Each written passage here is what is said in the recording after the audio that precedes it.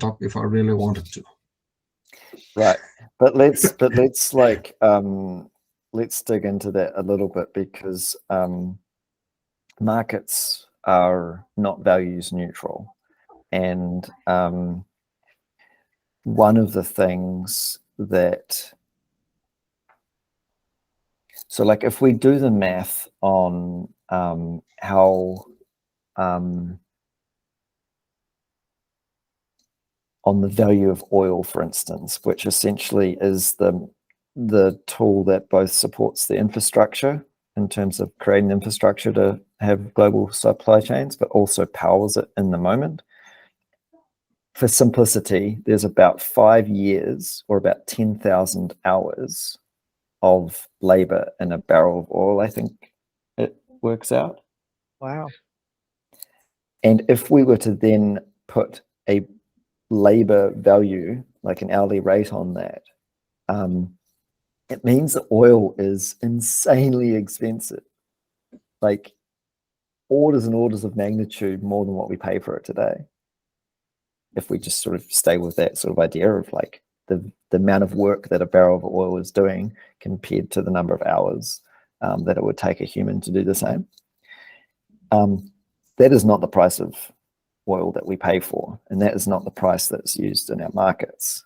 So when we can do these things in the markets, it can only do it because we're not actually paying the value of the inputs that are being consumed to do it.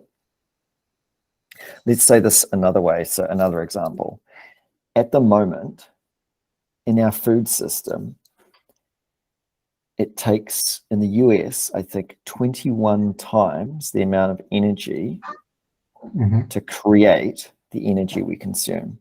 So if we consume 1 joule of energy, it takes 21 joules to produce it in our food system. Yeah, it's that efficiency that we're talking about, or that lowering of price. You might say it's the same thing in farming.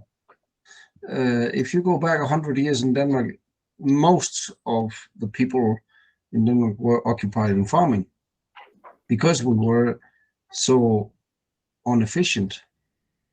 So if the farmer was to charge what's really worth the product, we wouldn't have any bullshit in the world. Because the reason why we have all this bullshit is because we, in Denmark, I think we're down to paying some 6% of our salary on food. It has changed this year because of all the upsetting that's happening. We're now paying twice. Okay, so we're up to 12% of our income spent on food. But because of that, we have now the possibility of spending that on a lot of bullshit and nonsense, and we are disconnected completely from reality because we're not paying the farmer the 100%. And so if the point is to charge 100%, nothing would ever really happen. And so to me, the idea is to actually make it as cheap as possible so that we could free up, let's say, resources or energy or time for people to spend on not growing potatoes. So I just to add to that.